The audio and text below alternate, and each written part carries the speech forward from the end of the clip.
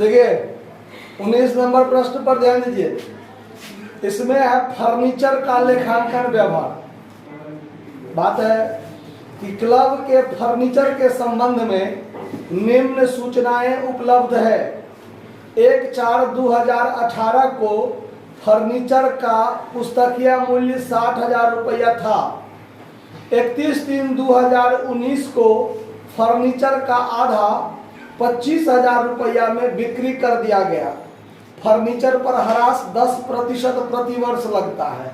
ठीक है, तो दिखाइए कि इस संबंध में आय व्यय खाता में और आर्थिक चिट्ठा में किस प्रकार लेखा किया जाएगा। यानी आय व्यय खाता में डिप्रिसिएशन जाएगा या अस्थायी संपत्ति के बिक्री पर फायदा या घाटा यदि हुआ हो, बिक्री पर फायदा या घाटा हुआ हो तो वो राशि जाएगा और डिप्रिसिएशन का राशि जाएगा आय व्यय खाता में। और बैलेंस शीट में फर्नीचर वास्तव में कितना बचा हुआ है ये बात जाएगा। तो दोनों का कैसे लेखांकन व्यवहार होगा देखिए। सबसे पहले हम क्या कर लेते हैं, फर्नीचर अकाउंट खोल कर देख लेते हैं। क्या कर लेते हैं, फर्नीचर अकाउंट खोल कर देख लेते हैं कि कितना था प्रारंभ में, कितना है अंत में।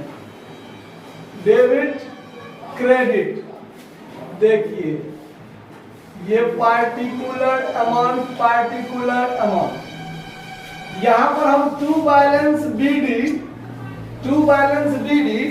1/4/2018 को प्रारंभ में कितना का था, 60,000 रुपया का था।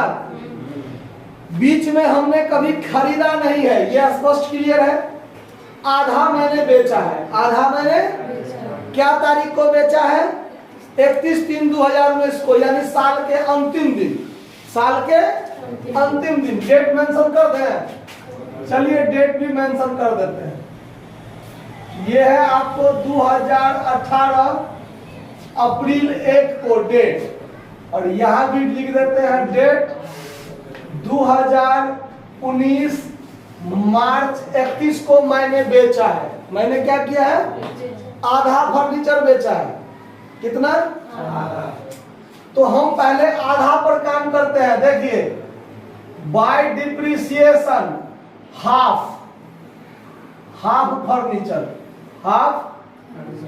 फर्नीचर, ठीक है, हाफ फर्नीचर। तो 60,000 का आधा कितना हुआ, 60,000 का आधा फर्नीचर कितना हुआ, 30,000। 30,000 का 10% पूरे साल का ह्रास लगेगा। तो पूरे साल का ह्रास कितना लगेगा, 30,000 का 10% 3,000। अब 30,000 में से 3,000 ह्रास लग गया तो फर्नीचर का दाम कितना बचा, 27,000। उसको हम बेचे हैं कितना में, 25,000 में। तो 2,000 का लॉस भी लगा ना।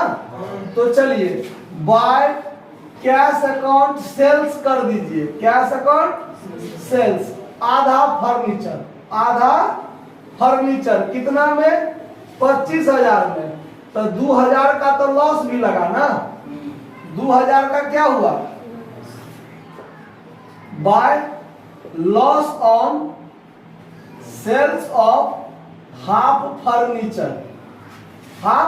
फर्नीचर कितना रुपया का लॉस लगा, 2,000। तो 30,000, इस तीनों को जोड़ के 30,000 का खत्म हो गया ना। अब तो नहीं बचा, अब बचा 30,000। तो वो 30,000 का फर्नीचर पूरे साल रहा है, तब उस पर भी पूरे साल का डिप्रिसिएशन लगाइए। बाय डिप्रिसिएशन आधा फर्नीचर जो बचा हुआ है वो भी 30,000 का है, तो 10% 3,000 उस पर भी ह्रास लगेगा।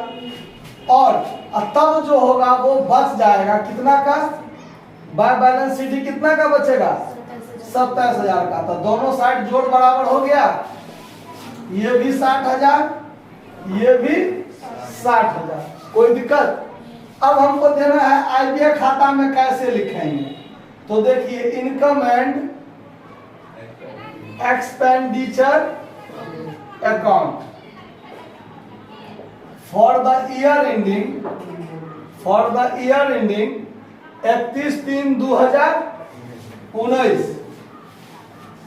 आईटीआई खाता में अस्थाई संपत्ति पर जो लॉस होता है, बिक्री पर लॉस और उस पर डिप्रिसिएशन, ये सब आयगत गया है जो 1 साल के भीतर ही वो क्या होता है, समाप्त करना होता है।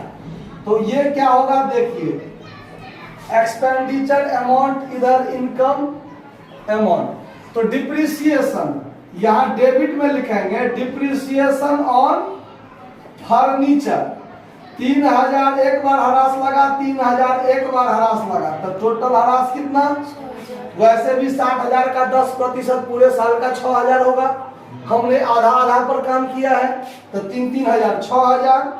2 loss on sales of furniture, कितना का लॉस लगा है, 2,000 का। इनकम एंड एक्सपेंडिचर अकाउंट के डेबिट साइड में सिर्फ ये 2 बात होगा, इससे ज्यादा बात नहीं होगा।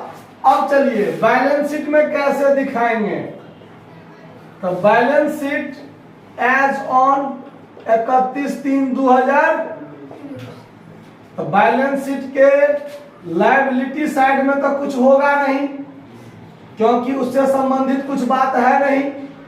एसेट्स साइड में सिर्फ आपको फर्नीचर कितना का दिखाना है क्योंकि अंत में फर्नीचर कितना बचा हुआ है, तो बस बैलेंस शीट में फर्नीचर कितना होगा, 27,000। समझ में आया बात, कहीं कोई दिक्कत, नोट कर लीजिए। धन्यवाद।